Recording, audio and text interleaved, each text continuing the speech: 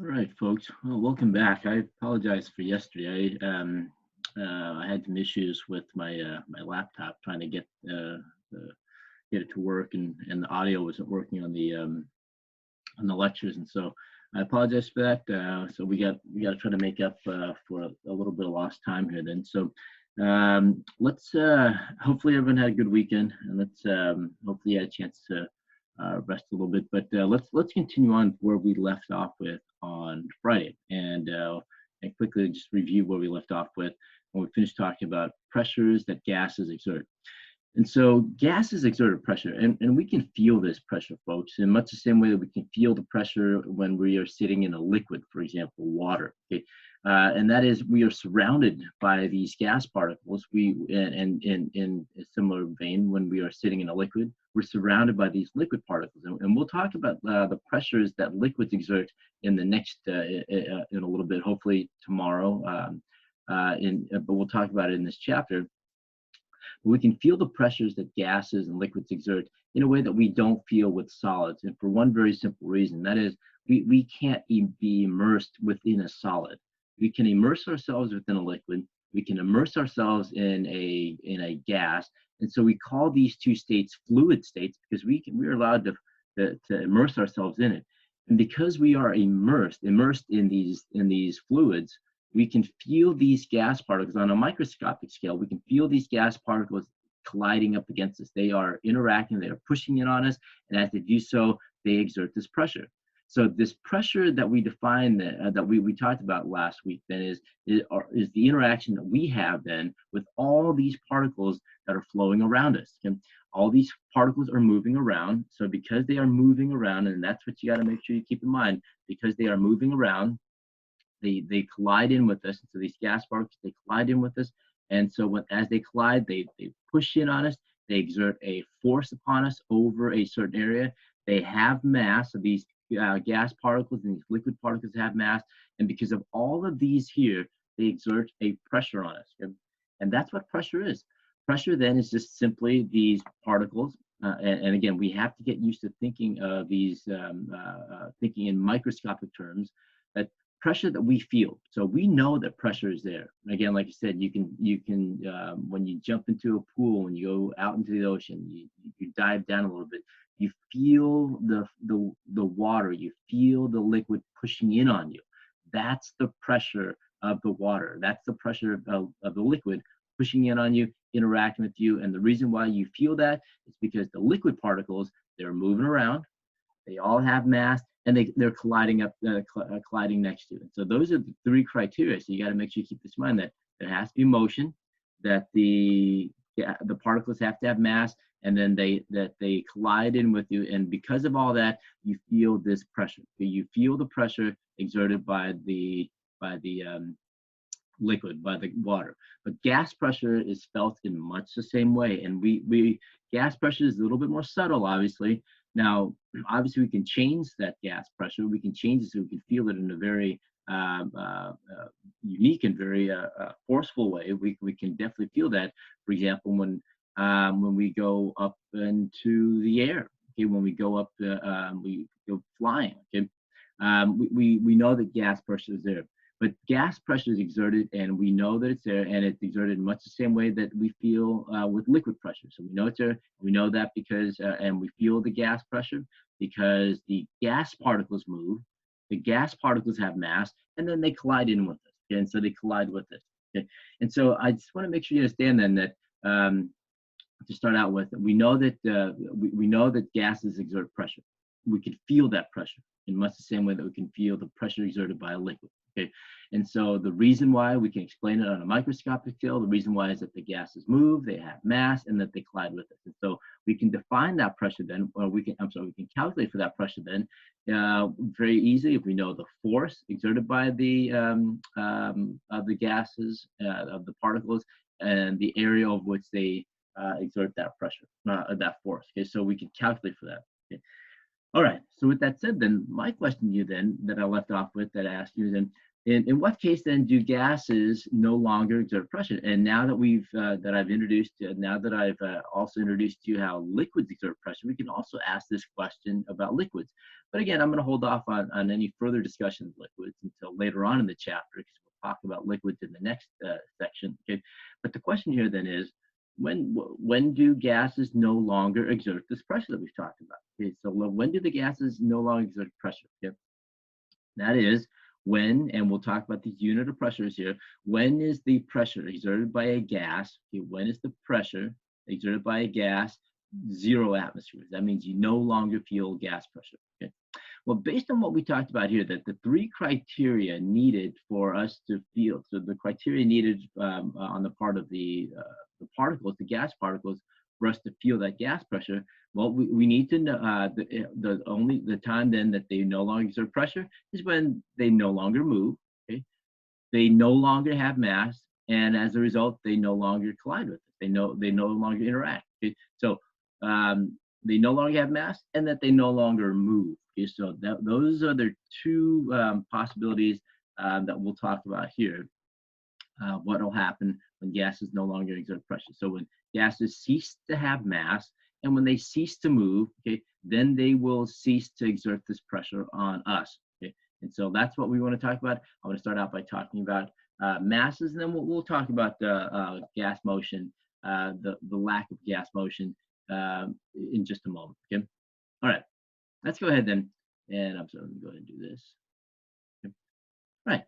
So let's take a look at case number 1. Case number 1 then, when gases no longer have mass. Okay. Well, let's analyze this first. Okay, let's analyze how a gas, when it no longer has mass, how can mass affect pressure? How can mass affect pressure? Well, let's start out here by taking a look at this.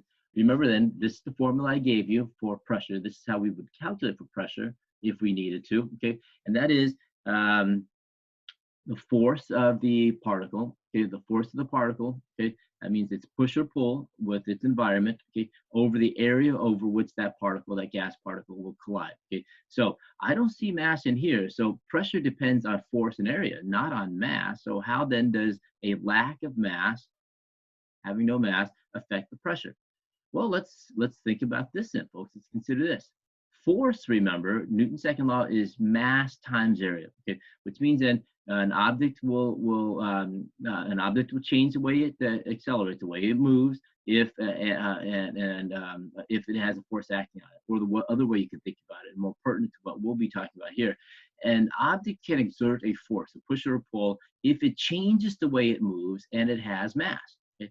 And so there's the mass term. So let's go ahead then and let's substitute this Newton's second law into the formula for pressure, and that's what we have, and there we have it. Okay. So if an object has no mass here, if the mass here is 0, let's consider this here, and I think this is really easy to see. If this mass here is 0 grams, if it's 0, then multiplying any whatever A is, doesn't matter. If you multiply that by 0, you're going to get 0 here for pressure. Okay. So there it is. So when an object has no mass, it cannot exert any pressure because there's no force on that it can exert. Okay? So let's go ahead then and let's consider that. So we're asking then, when does a gas particle no longer have mass? Because if it no longer has mass, the pressure that it exerts goes away as well. There's no more pressure as well. Okay? Well, the simple answer to that is when there's a vacuum. And it's kind of a trick question to begin with, and that is the single gas particle itself can't just arbitrarily lose all of its mass, okay? But the pressure that a gas exerts is not simply one single gas particle pushing in on an object. Remember, we talked about this. It's many gas particles moving around at all times, moving around at all times in a random way, in a rapid way, interacting with everything else around it that creates this pressure that we've talked about.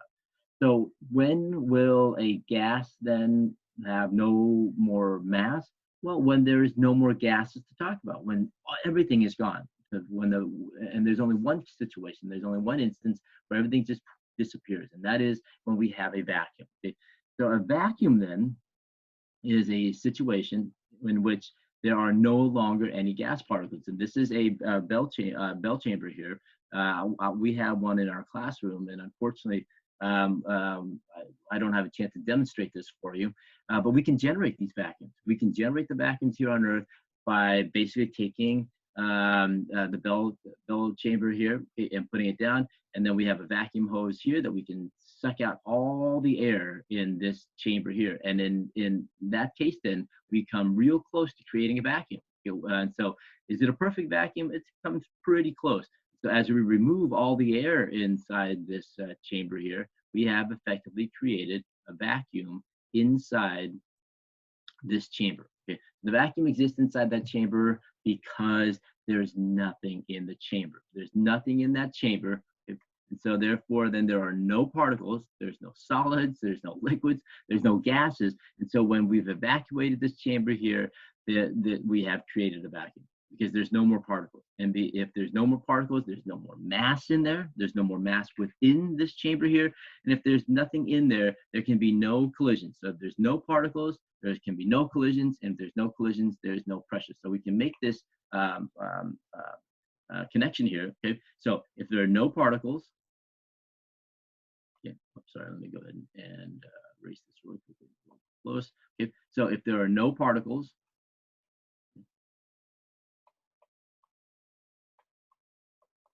okay, so if there's no particles at all, there can be no collisions. Okay, and if there's no collisions, there will be no pressure. And that's the connection that I would like you to make, okay, in understanding that when there is no pressure. Okay, so no particles means no collisions. No collisions means no pressure. And we talked about, there was a slide, so make sure you please review that.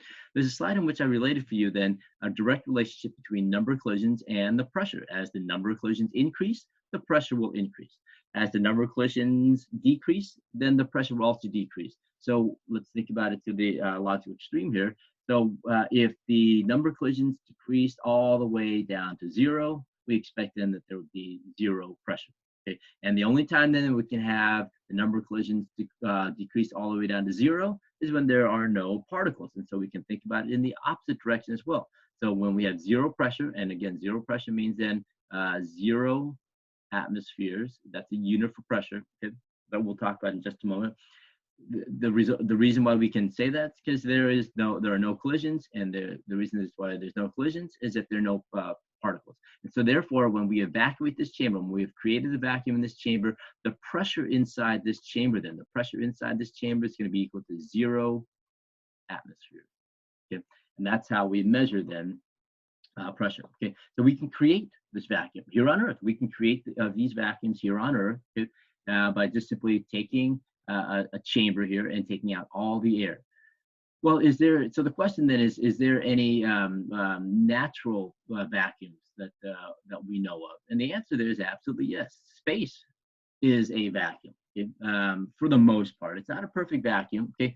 But space is a vacuum. Empty space, deep dark space is a vacuum because there are essentially no particles out there. Okay? So space then represents a vacuum, and the reason why it has no particles, and if you can imagine then out in deep dark space, then there won't be any pressure out there as well. Okay, so so space then, deep dark space represents a vacuum, the closest that we can get to the vacuum in nature. Okay, but obviously out in deep dark space, there's still things floating around out there, and so we still have some pressure, just very, very low pressure. Okay, all right, but that's deep dark space. Okay, we know here on Earth that we don't have a vacuum. We know then that on Earth, this is not a vacuum because we are surrounded by gas particles. We are surrounded by gas particles. Okay? And so there is pressure. There's gas pressure exerted here on Earth. On Earth, then, we have that gas pressure because Earth is, for the most part, filled with gases, and we need these gases in order to survive. Okay, and so these gases then are held in place by Earth's gravity. These gases then are held in place by Earth's gravity. Okay, and because of that, because of the gas particles that are held in place and they're floating around, we know then that we feel this pressure on Earth, and we refer to that pressure then as atmospheric pressure. Okay? And so atmospheric pressure is simply the pressure caused then by gases as they move around here on Earth. Okay? And we can, folks, measure that. Okay? So before we talk about that, you said you want to think about then the Earth then is one big balloon in which we are that has been filled with gases, and we live inside this balloon. We live inside this balloon, and so these gas particles are constantly moving around us. Okay, so if you want to think of it as moving forward, when we talk about gas atmospheric pressure, and if it helps you to think about it in that way, make sure you do so. Okay, so the balloon, the Earth is just one big balloon, and we live inside this balloon, and that's what atmospheric pressure is. It's us feeling the gas particles as it moves around. Okay, and so there are no physical walls. There's not a latex wall around the balloon that keeps it in place, that keeps these gas particles in place. It's Earth's gravity that keeps these gas particles in place. And so if you can imagine then the Earth's gravity forming a field around a shield, I guess you could think about it, a field or a shield around the Earth that keeps these gas particles in place, and keeps it from just disappearing into space. Okay? Because you can imagine this, folks, and I think you can I think you can do this, because out here in deep space, then we have no gas pressure. We just said that that is an atmosphere, and so we didn't have this balloon. If we didn't have this this field around the Earth, all the gas particles that fill up this Earth, all the gases here will simply, and we can imagine these gas particles around, they would just simply move out. There's less pressure, less concentration, less amount of gases out there. And so based upon simply concentration flows, the gases move out. But these gases don't do that. And the reason for that is not because we have a layer of latex around the Earth here that keeps these gas particles in place. Rather, it's the gravitational force. It's Earth's gravity that actually prevents these gas particles from moving away from the Earth here. Okay. All right. Very good. So with that said, then let's go ahead and let's take a look at how gas pressures. Let's talk about the atmospheric pressure a little bit more on Earth here. Okay? And so the question then is atmospheric pressure on Earth here constant? Is it always the same wherever you go? And the answer there is no, absolutely not. If you think about this here, and I think you can definitely feel this as you, for those you've been up in the mountains, you've been camping up there, you've been skiing, you know, then as you go up from sea level here, from here down here, down here, wherever you're at, Torrance, California, where Bishop's at, we're basically down at sea level here. Okay, but as we move up the mountain, we can feel the change in the atmospheric pressure. We can feel the change because our ears can sense it. We have to normalize and equalize the pressure on our ears. Okay? And so we can feel that pressure change as we go up. So atmospheric pressure will change in much the same way then that the pressure changes when you're in water. Okay, so when you're on the surface of the water, then you feel different pressure. Okay, as you dive down into the water, the pressure will change, and in that case, then the pressure is going to be increasing. So just make sure we keep this in mind to help you to consider what we have here. Okay, so let's think about water, because I think most of us are more familiar with that. Okay, so as you're on the surface of the water here, so there you are on the surface of the water swimming around. Okay, up here you feel a pressure. Okay, so we'll call that pressure 1. Okay, and you feel a certain pressure as you dive down deeper into the water. As you dive down deeper into the water, you're going to feel a different pressure. Okay? Now we know then that the pressure down at 2, so P2 is going to be greater than P1. We know that because as we dive down, we can feel the water pushing down on us. Okay? And so the question here is this, okay? Why is P2 greater than P1? Why is the pressure down here greater than the pressure up here? Okay? Well, let's consider this here. The amount of water, okay? And let me ask you, it's the amount of water that you have up here compared to the amount of water you have down here. In which case, then, are you surrounded by more water particles? Well, obviously, then, in the bottom portion here, up here, you're only surrounded by water below you. Wherever you're floating at, you're only surrounded by water underneath there. So the water particles are below you here. When you're underneath here, you have many, many more water particles surrounding you. And so the amount of water, the mass of water down at the, so let's say you dive down 8 feet, 8 meters, pretty far. But if you dive down 8 meters, okay, you have more water particles around here than you do at the top when you're at the surface. And so think about it in terms of what we just talked about with the pressure, and it's the relationship between pressure and mass exerted by a particular particle.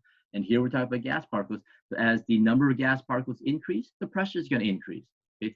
We think about this in terms of not just masses, but in terms of densities. Okay? So we talked about this in terms of density, okay, which is, and we talked about mass per unit of volume. So the density down here at 8 meters below is going to be greater than the density at the surface, okay? Because you have more mass, and you can argue there's more volume as well. That's going to increase, but the greater mass then is going to increase here. And I think you want to think about it in that terms. Is that you have more mass, you have more water surrounding you as you dive down than when you're at the surface. Okay, so make sure you keep this in mind here. That there is this relationship between mass and pressure that I want you to keep in mind. And we'll talk about this in terms of water pressure again in the next section in this chapter. But then you want to make sure then that that's what you consider there. So the mass changes, which is what results in the increase in pressure. Now that's for water. Now this is an instance where we're discussing water, which is a liquid. Okay, and I'm going to draw this relationship again to you. I'm going to bring up this relationship to you again. Okay, but that's for water. Why did I start out by discussing water here? Well, because I think you can feel those changes more effectively when we're talking about water. Okay?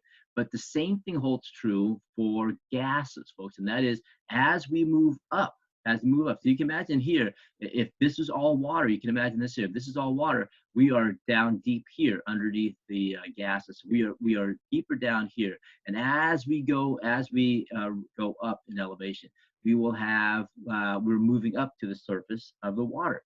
So then you can imagine this in terms of masses again, but this time we're going to talk about the masses of gas particles.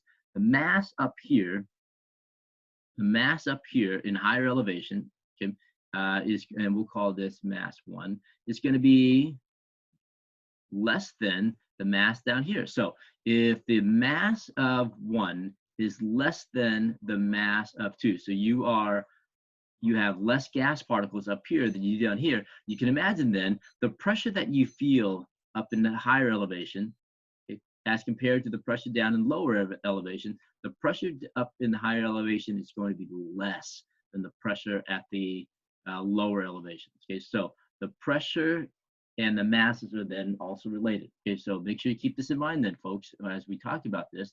And let me go ahead, and let's clean this up a little bit. Okay. And so we can talk about that, and we can say then that the pressure at higher elevation, okay, so we can talk now here about the pressure at the high elevations versus pressure at low elevations, okay. So therefore then the pressure at the higher elevations is going to be less than the pressure at the low.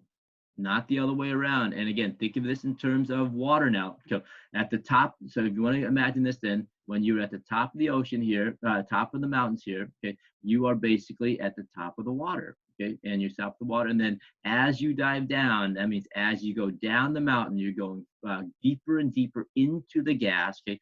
And so therefore then, when you end up down here at sea level, okay, you will feel a greater pressure down here than you do up here. And that's what you want to make sure you keep in mind as we move forward with this. Okay?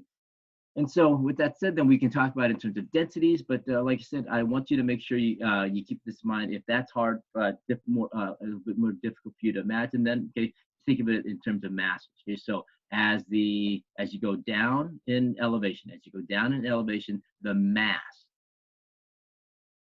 okay, the gases increase, and so therefore Earth's atmospheric pressure decreases, increases, and so therefore the mass, the gas pressure and the atmospheric pressure will increase.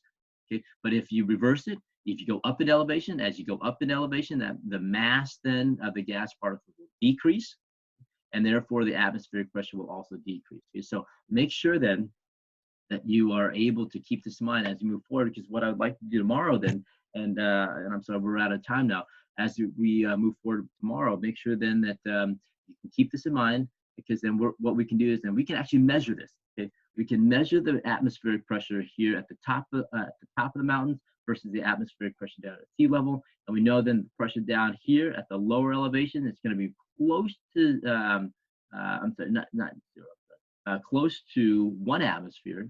Okay. Okay. It'll be close to 1 atmosphere. Okay. And so the question is, how do we measure this pressure down here, and how do we measure the pressure changes? So we'll talk about that tomorrow. Okay. All right, folks, very good. I will see you tomorrow. Come on by after school today if you have any questions about the lecture today, and then if not, then we'll continue this discussion tomorrow. Okay. All right, have a good day, folks.